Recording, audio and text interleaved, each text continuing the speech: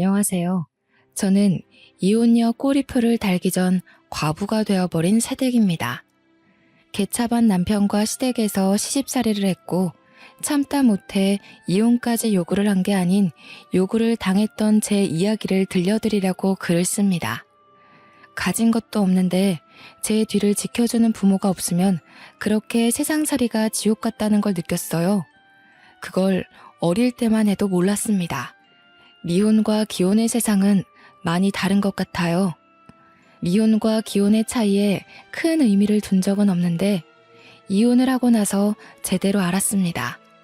저는 기혼의 삶을 실패했지만 다시 시작하게 된 싱글의 삶이 저한테 더 잘 맞는 것 같아요. 비록 기혼을 선택하는 실수를 저질렀어도 다시 싱글로 돌아온 것에 된 것에, 그리고 이전의 미혼 삶보다 더 윤택한 조건으로 싱글이 되었다는 것에 그 실수가 용서가 됩니다. 지금부터 저의 개차반 시댁 이야기를 간추려서 들려드릴게요. 저는 평범한 가정에서 태어나 평범하게 자란 막내딸입니다. 제 위에는 친오빠 하나가 있고 엄마 아빠는 늘 우리 남매에게 사랑을 주는 부모였어요. 부모님은 저희 앞에서 다투는 법이 없으셨고 부모님의 훌륭한 훈육 덕분에 우리 남매 사이도 참 애틋하고 사랑이 가득했어요. 이런 행복한 가정이 깨트려진 건 친정 부모가 돌아가시면서부터였는데요. 제 생일날 가족끼리 놀이공원을 갔을 때입니다. 제 나이는 당시 초등학생이었어요. 쉽게 일어날 수 없는 사고가 왜 하필 우리 부모님한테 일어난 건지 하늘을 많이 원망했습니다.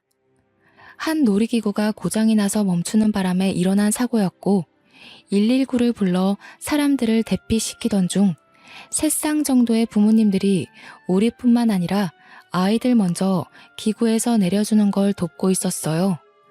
그런데 아이들이 다 내리자마자 기구가 버티지 못하고 쓰러졌죠.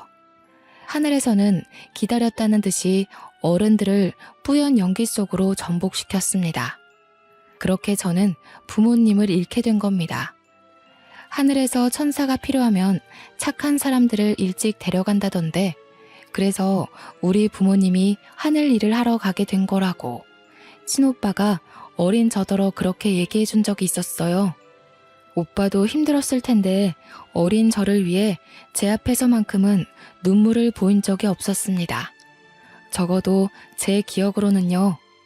친오빠도 당시 중학생으로 어렸던 나이인지라 어쨌든 우리 둘 다 부모님의 죽음을 실감하기가 너무 어려웠어요.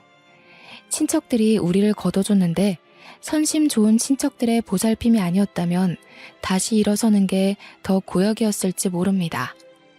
저희 남매는 친척 덕분에 성인까지 나름 잘 먹고 잘 살았어요. 친오빠는 제 앞에서 티를 안 냈을 뿐 오빠 나름대로 상처가 컸는지 부모님 사망의 트라우마 때문에 구급대원이 되었습니다. 저는 오빠의 뒷바라지로 인해 대학 4년제를 다녔고요. 친오빠는 저를 자기 딸처럼 키우듯 많이 지원을 해줬습니다. 나름 오빠라고 제가 부모님의 빈자리를 느끼지 않도록 노력 많이 해주었어요. 그걸 알기 때문에 저도 얼른 취업을 해서 오빠한테 도움되고자 했고 열심히 공부해서 대기업에 취직했습니다. 대기업에서 받은 봉급을 모아 오빠에게 빚진 돈을 갚으려 했으나 친오빠가 혼을 내는 바람에 할 수 없이 혹시 모를 일을 대비해 돈을 모아두기만 했어요. 부모님이 없는 세상에서 살아야만 하는 건 정말 지옥이나 다름없는 일이었지만 이보다 더 지옥 같은 일이 있다고는 상상하지 못했습니다.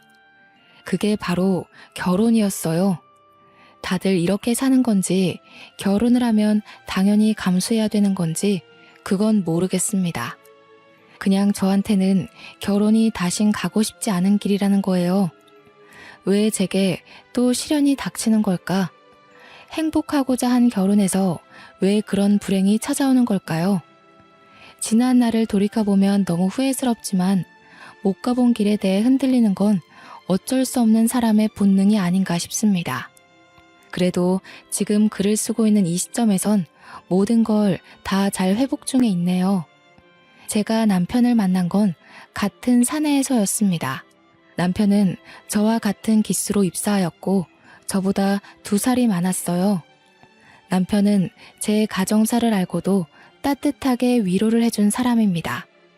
당시 제가 부모님 돌아가시고 공부에만 미쳐서 살다 보니까 연애를 해본 적이 없는데요.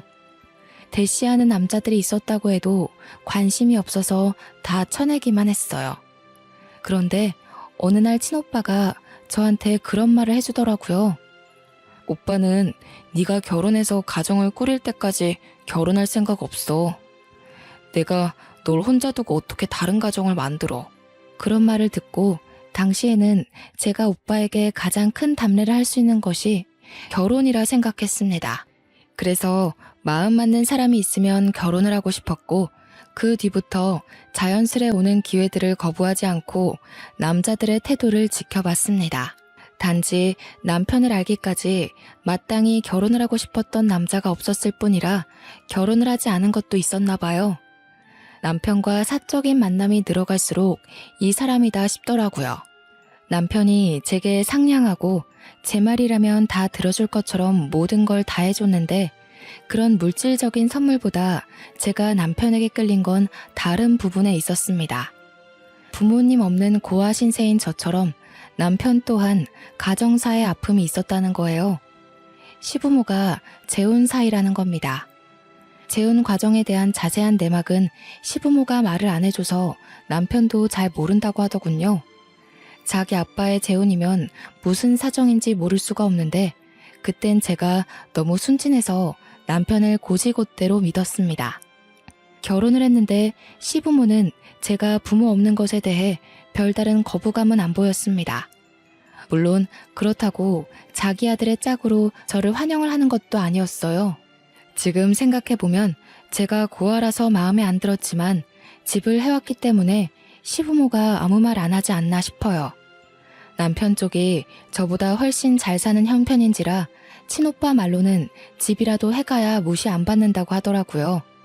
그래서 제 형편에 굳이 무리해서 오빠의 도움을 또 받아 집을 해간 거였습니다. 그것도 강남의 좋은 아파트로요.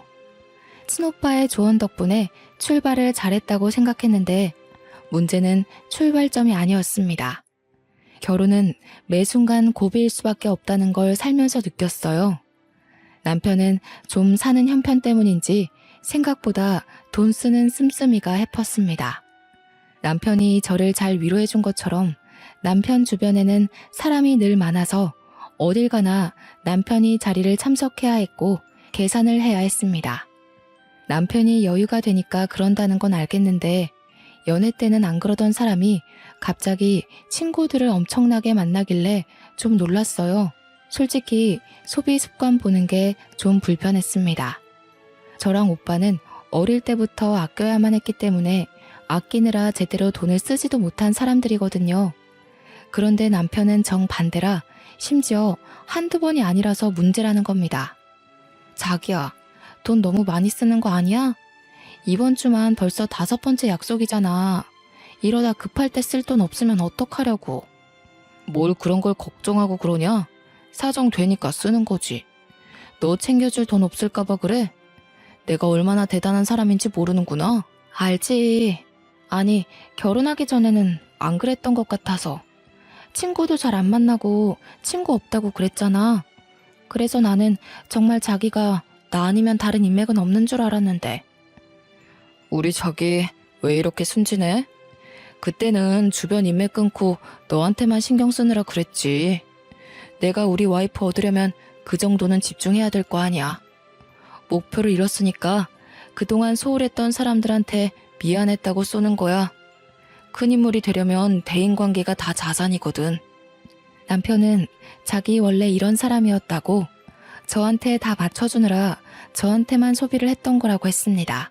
몰랐던 사실이었지만 남편이 저를 위했던 마음도 그리고 자기 인맥을 관리하는 마음도 나쁜 게 아니라 좋은 마음으로 하는 건데 이 이상 더 말리기가 좀 그랬어요. 그러면서 남편이 저보고도 연애하느라 못 만났던 인맥들 관리하라고 하지만 저는 딱히 그럴 필요성을 잘 못 느끼기도 했고 공부만 했던 사람이라서 친구가 없기도 했습니다. 그냥 그러려니 남편의 말을 넘겼죠. 근데 문제는 남편의 소비 습관이 시부모를 쏙 빼닮았다는 겁니다. 남편이 돈을 잘 버는 거지 시부모는 그저 그런 형편이었거든요. 남편의 용돈 때문에 풍족하게 살 수 있었던 것뿐이라는 거 저도 결혼 전에 남편이 말해줘서 알고 있습니다. 시부모 사는 아파트도 제가 해온 신혼집보다 집값 낮다는 것도 알고 있고요. 남편은 회사를 다니면서도 작게 투자한 곳이 많아서 저보다 수익이 훨씬 많은 사람이었습니다. 시부모는 자기 아들이 손해보는 장사로 결혼했다고 생각해서 그런지 처음에 제가 신혼집을 해왔을 때는 아무 말 안 턴 사람들이 한 해가 지나니까 점점 입을 떼기 시작하더라고요. 그 시작이 바로 시부의 생신이었습니다. 시부 생신 선물 때문에 시모한테서 전화가 온 날이었어요. 아들은 매달 용돈 주는 것만으로도 우리가 이미 선물 받은 거나 다름없다. 그래서 아들한테 더 부탁하긴 면목이 없고 너한테 따로 시애비 선물 기뜸해 주려고 연락했어. 아, 그러세요? 그렇잖아도 뭐 필요한 거 없나 여쭤보려고 연락드리려던 참이었는데 용돈이랑 고민하고 있었거든요. 아버님께서 따로 갖고 싶은 거 있으신가 봐요? 그래도 생일 선물인데 용돈보다는 눈에 보이는 게 좋지 않나 싶네. 다른 축하 파티나 식사 자리는 따로 필요 없고 지갑 하나면 될 것 같은데. 지갑 정도야 사드릴 수 있어서 저는 흔쾌히 알겠다고 했는데요. 시모가 따로 찾아놓은 지갑이 있다고 저한테 보내주더라고요. 그게 바로 제 불행의 시작이었다는 겁니다. 저는 그 지갑 정보를 보고 경악을 금치 못했어요. 지갑이 무려 500만 원짜리 명품 지갑이더라고요. 지갑 하나에 500이라는 것이 놀라워서가 아니에요. 그냥 생신 선물 치고는 너무 과한 금액이라서 당황스러울 뿐이었습니다. 저는 시모한테 다시 연락해서 너무 비싼 것 같다고 말씀을 드렸어요. 너는 우리한테 용돈도 안 주고 혼자 벌어먹고 있지 않니? 집 하나 했다고 두 손 두 발 놓고 있으려고 했어? 앞으로도 용돈은 내 아들만 줄 것 같으니 너더러 한 번 해줄 때 크게 해주라는 거야. 어머님, 그래도 500만 원은 제 선에서 좀 힘에 부치는 금액이에요. 다른 선물 뭐 없을까요? 제가 몇십만 원 정도는 가능할 것 같은데요. 몇십만 원? 우리 그런 건 명품 취급도 안 한다. 너가 우리 집 식구 된 지 얼마 안 돼서 모르나 본데 우리 아들 연봉 얼만지 알지? 우리가 재벌이나 다름없어. 사장 사모가 몇십만 원짜리 들고 다니면 사람들이 뭐라고 생각하겠니? 솔직히 시부모 댁이 명품을 들고 다닐 정도로 차고 넘치는 집도 아니었고 명품이 어울리는 사람들도 아니었습니다. 시부모는 남편이 사준 명품 옷이 있더라도 그걸 아낀다며 잘 꺼내 입지도 않는 사람들이에요. 남편 말로는 시부모가 자기 생각해서 용돈 달라는 소리도 잘 안 한다길래 남편이 알아서 시부모 용돈 챙겨주는 거라고 했거든요. 그런데 제가 보는 시부모는 남편이 말해준 이미지와 좀 다르다고 느꼈습니다. 욕심이 없는 사람이라고요? 글쎄요. 저는 문제가 되기 시작한 생신 선물부터 시부모의 욕심을 눈치챘는걸요. 너도 우리 아들이랑 같이 대기업 다니지 않냐? 우리 아들만큼은 못해도 500만 원 선물에 부담스럽진 않을 텐데. 설마 우리한테 그 돈 쓰기 아까워서 그런 거니? 아니요, 그럴 리가요. 아무래도 큰 돈이다 보니까 남편이랑 상의해서 결정해야 될 것 같아요. 아버님 첫 생신 선물인데 신경 써서 준비할 테니 걱정 마세요. 우리 아들한테 상의를 하긴 뭐래. 그럼 그게 아들이 사주는 선물이지 며느리로서 주는 게 아니잖아. 너한테 더 안 바랄 테니까 시애비 선물 그거 하나 딱 해줘라. 500만 원 돈이 없어서가 아닙니다. 그냥 처음부터 이렇게나 값비싼 선물을 사드리면 그 다음엔 더 비싼 걸 사야 될 것 같아서였어요. 시모의 첫 부탁인데 남편한테 철저히 비밀로 하라는 시모의 말을 거역할 순 없어서 비밀은 지키되 선물은 다른 걸로 신경 써서 구매를 했습니다. 시부모가 환장하는 명품으로요. 시부 생일날 남편과 함께 시댁으로 동행했고 남편은 잠깐 통화할 때가 있다고 저더러 먼저 올라가라길래 저 혼자 시댁을 들어왔어요. 시모는 제가 선물을 사왔다는 걸 알고 되게 반갑게 반겼습니다. 저에게 속닥거리며 자기가 사오라는 선물을 사왔냐고 시부가 엄청 기대 중이라고 요란 피웠어요. 지갑을 사긴 했죠. 시모가 말한 500만 원짜리가 아니었을 뿐입니다. 저를 끌고 들어간 시모가 시부 앞에서 마치 자기가 칭찬받고 싶어 안달난 사람처럼 자랑까지 하더라고요. 당신 지난달에 명품 지갑 하나 갖고 싶다고 했죠? 우리 새아기가 당신 생각해서 그걸로 딱 사왔지 뭐예요? 제가 따로 연락해서 부탁했다니까요. 난감한 상황이었습니다. 시모의 자랑에 시부는 이미 기대에 찬 눈빛이었어요. 시부가 이 선물을 풀어보기 전에 사실을 말씀드려야겠더라고요. 저는 들뜬 두 사람 앞으로 머쓱하게 웃으면서 시부 지갑 그때 그게 아니고 40만 원 정도의 적당선의 명품으로 샀다고 했어요. 시모한테는 여건이 안 돼서 그렇게 결정한 거라고 죄송하다고 했더니 시모가 그 지갑의 가격을 알고 제 손에 쥐어진 종이 가방을 그 채로 저에게 던졌습니다. 뭐라고? 넌 우리 집을 뭘로 보는 거니? 아니, 시애미를 뭘로 보는 거야? 내 말 귓등으로 들었어? 내가 뭐 재혼했다고 무시하는 거야? 네 시애비가 어떤 사람인데 이런 싸구려를 갖다 줘? 무슨 말씀을 그렇게 하세요? 제가 언제 재혼을 언급했다고. 그리고 싸구려라뇨. 그것도 명품이에요. 근데 어머님, 솔직히 어머님께서 너무 선 넘는 선물을 요구하신 건 맞잖아요.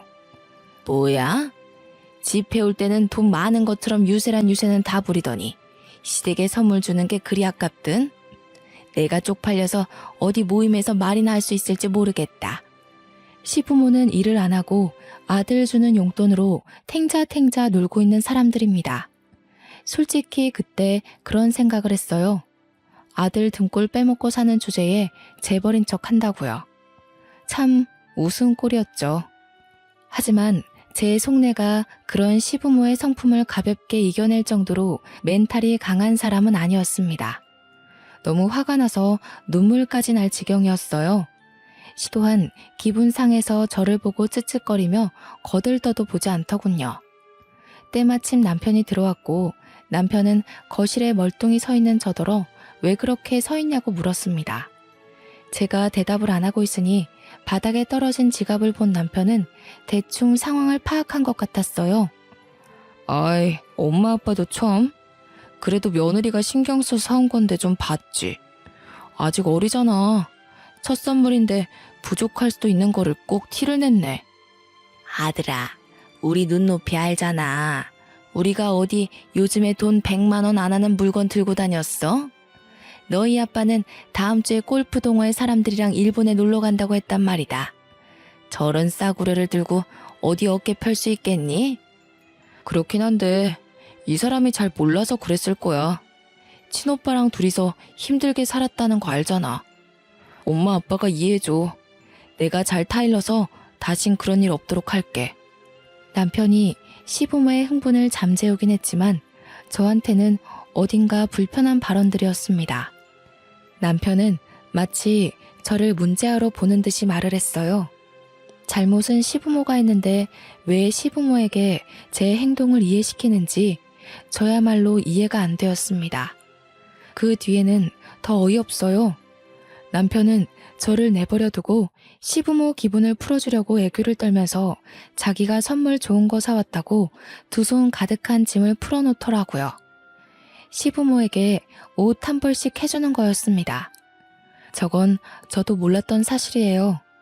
제가 은근슬쩍 시부 생신 선물 뭐 해줄까 하고 물어봤을 때는 별말 없었거든요. 이런저런 서운한 게 많았지만 일단 시댁을 나올 때까진 참았습니다. 남편과 시댁에 인사만 드리고 나온 뒤 저는 바로 남편에게 물었죠. 어머님 아버님이 나한테 어떻게 했는 줄 알아? 내가 사들인 지갑 던졌어. 뒤로 안 물러났으면 나 얼굴 다칠 뻔했다고. 어떻게 그러실 수가 있어? 게다가 자기는 거기서 그런 식으로 말을 하면 어떡해. 그럼 내가 잘못한 사람이 되잖아. 들어보니까 엄마 아빠가 서운할 만 했더구만. 500만 원 선물 받을 줄 알았는데 40만 원이라고 하면 기분 상하긴 하지. 우리 부모님이 당신 벌이를 모르는 것도 아니고 솔직히 대기업에 500만 원 선물이면 그렇게 힘에 부치는 건 아니잖아. 40만 원은 돈도 아니야? 어머님 아버님 눈높이를 당신이 너무 키워놔서 저러시는 것도 있어. 그리고 어머님 아버님 옷 샀다는 건 왜 나한테 말 안 했어? 한 벌에 1,000만 원 가까이 되는 옷이야. 내가 얘기하면 당신이 부담 느낄 것 같아서 나는 나름 배려한 건데 그래도 내가 당신 생각 안 했다고 할 거야? 남편은 제가 얼마나 상처를 받았는지 별로 중요하게 생각지 않는 것 같았습니다. 저의 이야기를 투정이라고 생각하면서 능청스럽게 그래 그래 하면서 듣는 둥 마는 둥 대답했어요. 연애 때는 남편에게서 느껴본 적 없는 퉁명스런 말투였어요. 귀찮음이 묻은 것 같기도 했고요. 그 때문에 저는 남편에게 변한 것 같다고 나한테 질렸냐고 물었는데요. 남편은 오히려 저더러 변한 것 같다고 했습니다. 제가 결혼하기 전과 다르게 많이 징징거린다는 거 아니겠습니까? 그날 이후 서운해서 입을 닫았고 남편을 대면대면하게 되었습니다. 화가 나서 시부모님 연락도 안 받았어요. 제가 서운한 감정을 표현을 할 때 모든 외부적 요인을 닫아버리는 타입이란 걸 결혼하고 알았습니다. 시부모는 제가 3일 연속 연락이 안 되니까 남편한테 전화를 했나 보더라고요.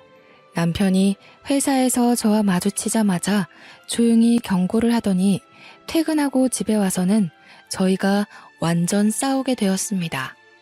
엄마 아빠 연락은 왜 안 받아? 시위하는 거야? 설마 그놈의 지갑 때문에? 당신 도대체 왜 이렇게 철이 없어? 사춘기도 아니고 뭐 하자는 거야? 내가 그냥 넘어가면 어머님 아버님이 날 더 우습게 보지 않겠어?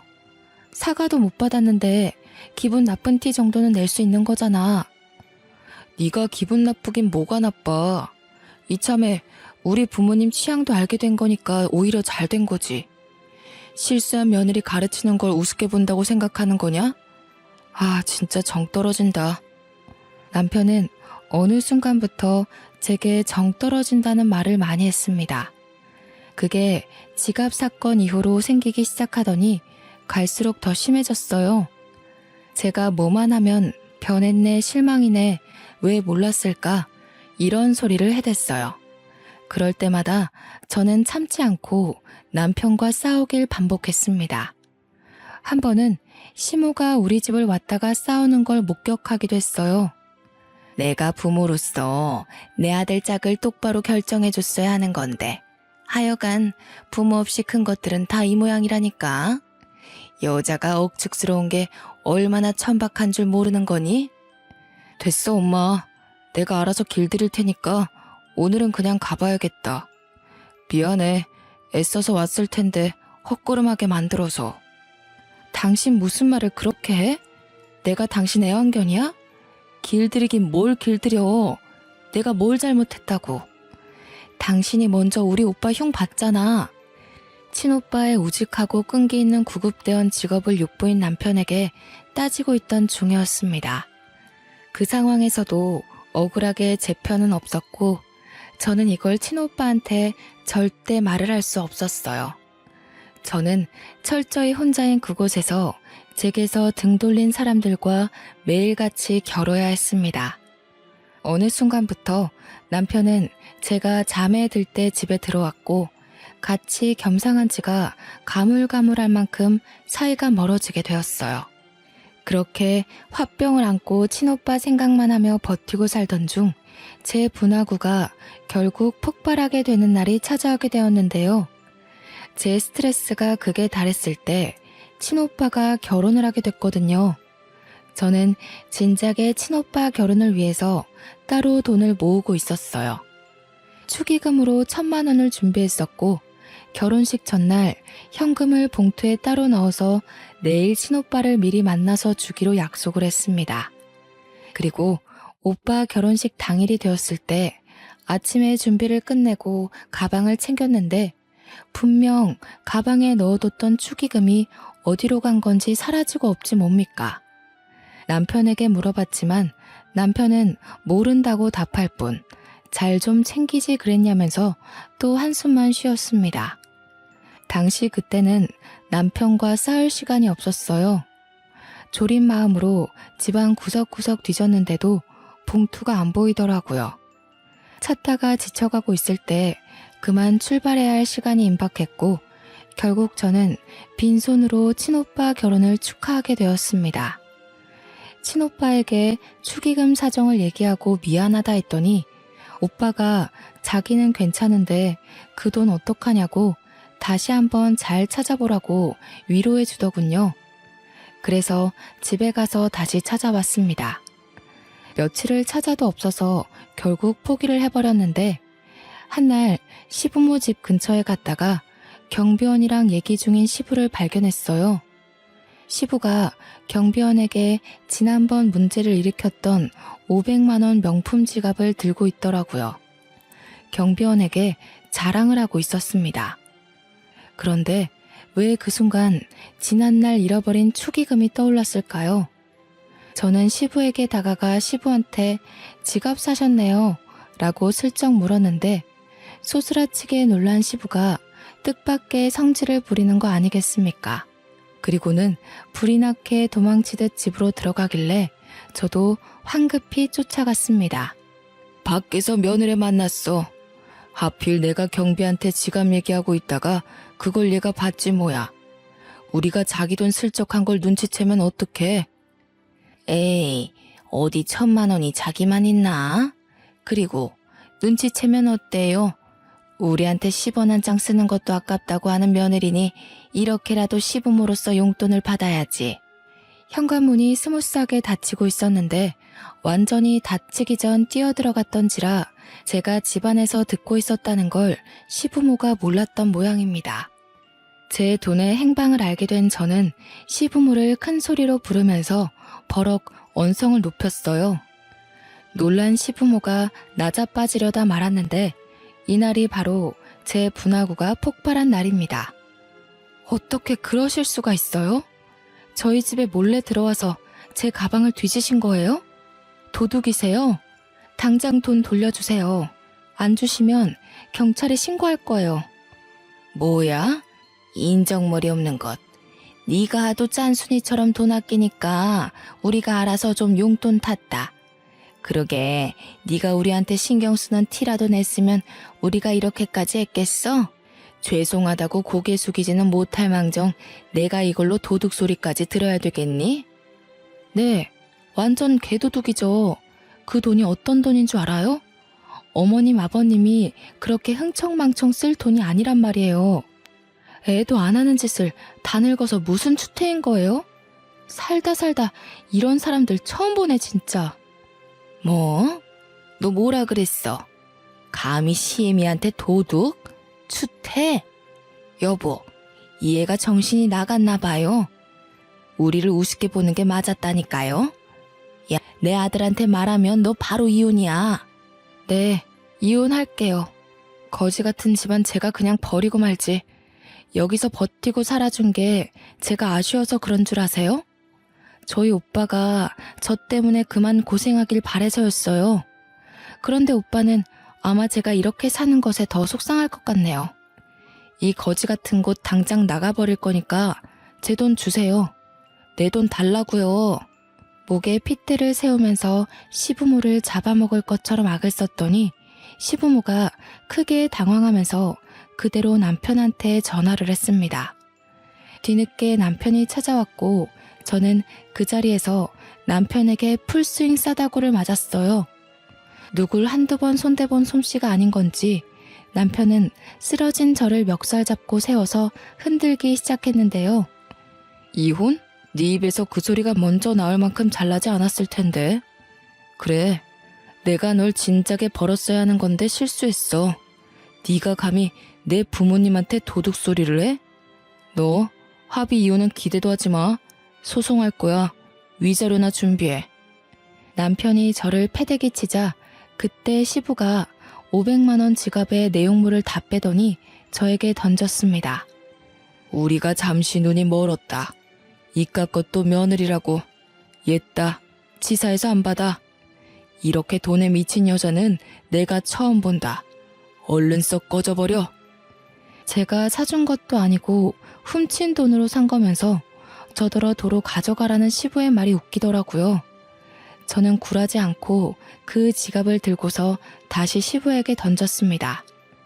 아버님 손때 묻은 건 더 이상 명품이 아니죠.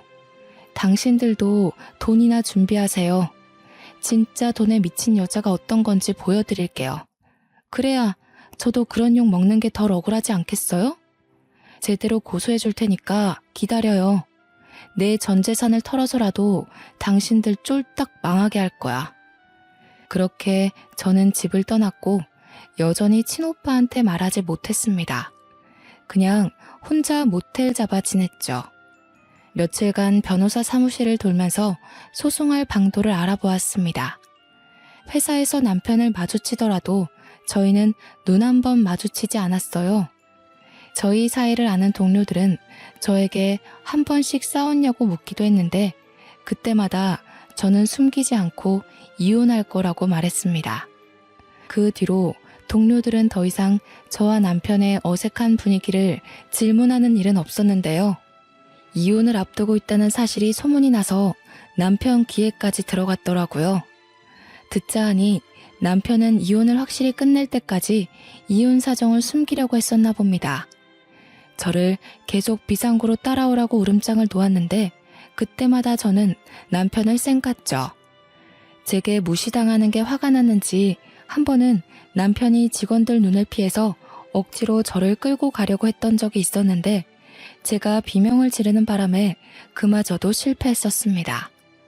그러니까 남편은 저를 단 둘이 마주할 기회가 없었던 거죠.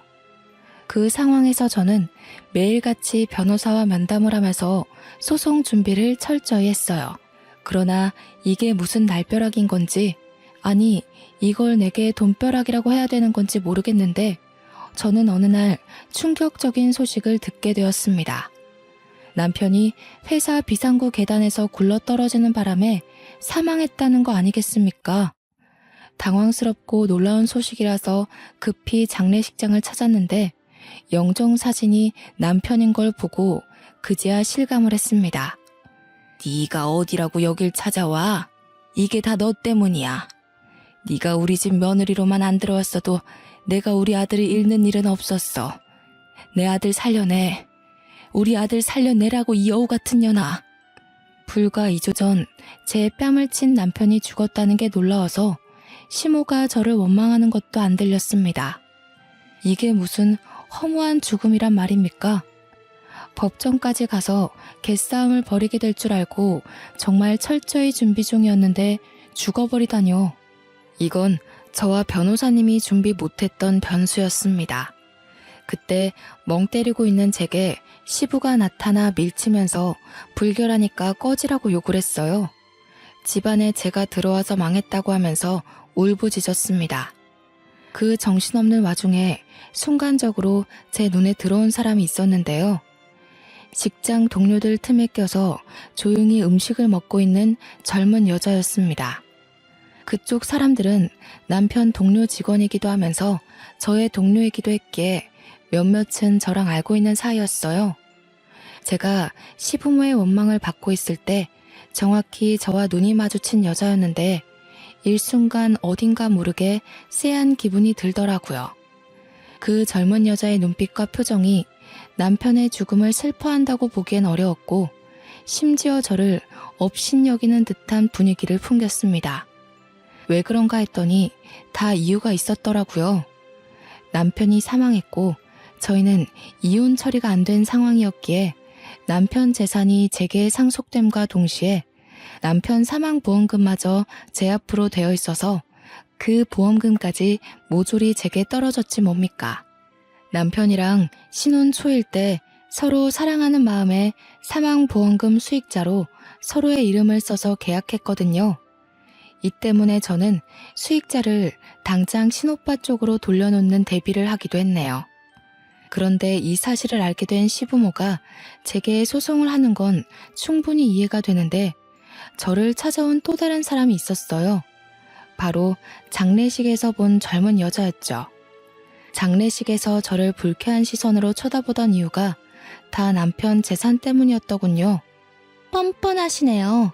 우태 씨랑 하루가 멀다 하고 다퉈놓고 우태 씨 목숨값을 가질 자격이 있다고 생각해요?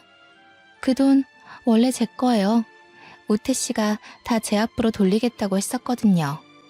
역시나 이 여자는 다름 아닌 남편의 상간녀였던 겁니다. 남편이 제게 정 떨어졌다고 주구장창 얘기할 때부터 시작했던 사이인 듯 했습니다. 그걸 눈치채자마자 저는 몰래 휴대전화 녹음기를 재생했어요. 이미 제 주머니로 떨어진 돈은 수두룩했지만 아직 혼내줄 사람이 더 있는 것 같았거든요. 우태 씨, 사고 나기 직전까지만 해도 나랑 있었어요. 나랑 매일 비상구 계단에서 만났거든요. 우태 씨는 사모님한테 마음 든 지 오래예요. 사모님이랑 이혼하는 것도 저는 진작에 알고 있었어요. 갑자기 일이 틀어지는 바람에 우태 씨가 재산이나 보험금을 저한테 못 돌린 거라고요. 그러니까 염치 없이 그 돈 다 먹을 생각하지 마시죠. 주인도 아니면서. 솔직히 자격 없잖아요. 그러게요. 본부인이라면 남편이 바람피는 것 정도는 눈치챌 수 있어야 했는데 제가 본처로서 부족했어요. 그렇다고 이렇게 친히 찾아와서 도와줄지는 몰랐네요. 근데 남의 돈 탐내기 전에 자기 수중에 돈이나 잘 지켰어야죠. 그렇게 텅텅 빈 머리로 어떻게 우리 회사 합격했는지 모르겠네요. 어쨌든 자백 감사해요. 저는 그대로 상간녀에게 녹음 사실을 밝혀준 뒤 비상구를 나왔습니다. 남편 회사 자리를 찾아가 뒤져 상간녀의 흔적을 더 찾았어요. 주변 동료들은 제가 그래도 아직 와이프 입장이다 보니까 남편 자리 뒤지는 걸 유품 정리하는 걸로 생각하더라고요. 그 덕에 저는 편하게 상간녀의 흔적을 다 찾아낼 수 있었습니다. 손쉽게 상간녀 소송을 진행했고 시원하게 마무리가 될 줄 알았던 시점에 시부모가 저를 막 고소했더라고요. 자기 아들 재산이 왜 저한테 다 떨어지는 거냐고 부당하다고 소송을 한 거 아니겠습니까? 하지만 그건 어거지였을 뿐 당연히 기각될 수밖에 없었습니다. 억울하다고 하더라도 법적으로 제가 상속순위 1위인 건 사실이었으니까요. 이도저도 안 되니까 끝내 자신들의 처지를 인정하고 만 시부모는 이제 저한테 눈물로 호소를 하기 시작했습니다. 제발 새아가, 우리는 아들 없으면 먹고 살 돈이 없어. 우리 이대로 굶어 죽는다고. 아들이 생활비 다 대줬는데 네가 다 가져가 버리면 우리는 뭘 먹고 살겠니? 부탁이다. 제발 우리 아들 재산 좀 돌려다오. 재벌 사모라고 큰 소리 치셨잖아요. 재벌이 되려면 아들 돈이 없어도 두 분이 떵떵거릴 수 있어야 하는 거 아닌가요? 보세요. 두 분은 그냥 돈 껍데기만 걸치고 있던 거지였던 거예요. 돈 100만 원 안 되는 물건은 취급도 안 한다고요? 그 돈 100만 원이 누구한테는 목숨값이기도 하고 밥값이기도 하고 병원비가 될 수도 있는 가치예요. 이번 기회에 정신 좀 차리셨으면 좋겠네요. 안다 알아. 우리가 진짜 잘못했다는 거 알아. 평생 반성하면서 살 테니까 한 번만 용서해주면 안 되겠니? 네가 이번만 우리를 도와준다면 더는 며느리 욕하는 일은 없을 거다. 제가 며느리 내려놓은 지가 언젠데요. 저는 차라리 두 분이 제 욕하시는 게 편했어요. 덕분에 모질게 떼어낼 수 있으니까요. 1,000만 원 훔쳐간 거 도둑으로 신고 안 하는 게 제가 보여줄 수 있는 최대한 자비예요.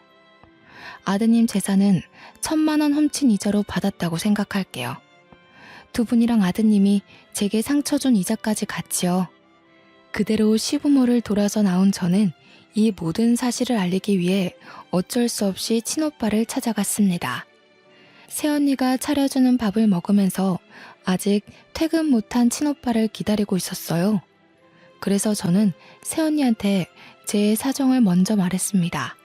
새언니는 그동안 제가 친오빠한테 털어놔야 할 고민을 대신 들어준 사람이에요.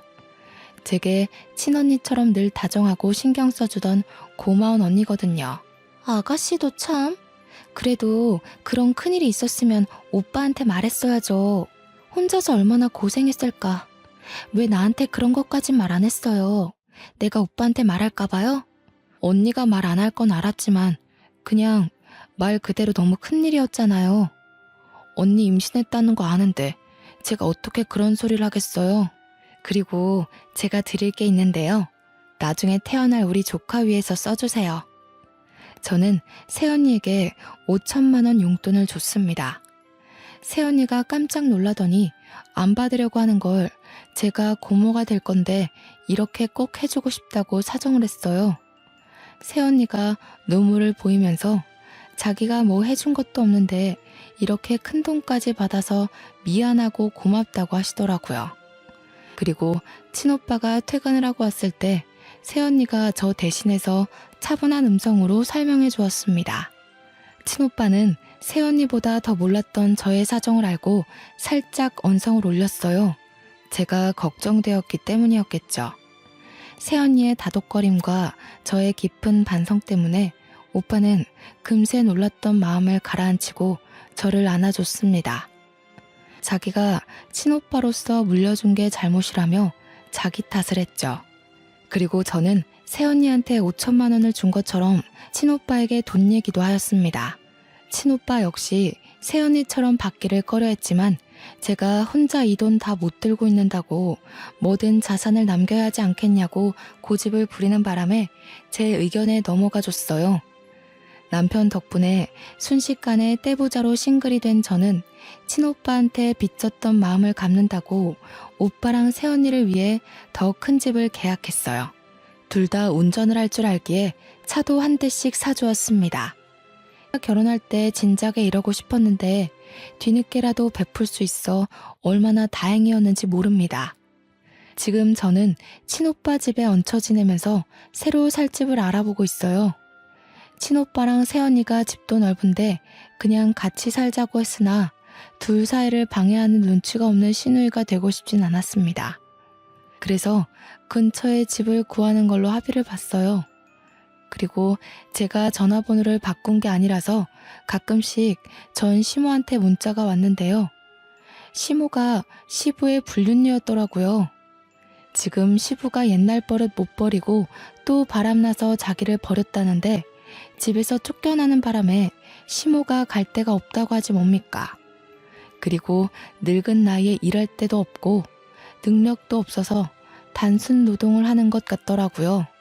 시모가 자기는 이런 데서 더 일 못한다고 저더러 계속 재산 3분의 1만 달라고 하길래 스팸 처리해버렸습니다. 정말 개판인 사람들이 아니지 않나요? 제가 어떻게 저런 호랑이 굴에 들어갔는지 모르겠네요. 아무것도 모르고 들어간 게 어쩌면 다행이라고 생각해야겠어요. 원래 시부모가 개차반인 사람들이었지만 시부모에게 들은 욕 중에서 아직까지 제 마음에 남아있는 말이 있었는데요. 바로 부모 없는 자식들은 다 이 모양이냐는 말이 유독 강하게 남아있어요. 괜히 하늘에 계신 엄마 아빠를 욕먹게 한 것 같아서 그게 결국 제 탓 같아서 자책을 하기도 한답니다. 친오빠한테는 말 못한 상처라서 저 혼자 추스르고 이겨내야 되는데 청취자분들께서 응원 한마디씩만 해주실 수 있나요? 제가 한 번씩 약한 생각을 할 때가 있어서 이렇게 다른 사람들에게 억지로 위로를 끌어내네요. 그래도 지금은 이혼하기 전과 비교할 때면 제 앞에 또다시 기회가 온 거나 마찬가지 아니겠습니까? 저를 개털로 만들어버리겠다던 전 남편의 각오는 결국 자기네 식구들을 개털로 만드는 결과를 내버렸네요. 역시 신은 공평하다는 말이 괜히 나온 게 아니라고 봅니다. 앞으로 저는 새로운 주어진 기회를 감사히 생각하면서 더 열심히 살아보려고요. 길었던 제 이야기 시간 할애해서 들어주신 거 정말 감사드리고 모두 행복하시길 바랍니다.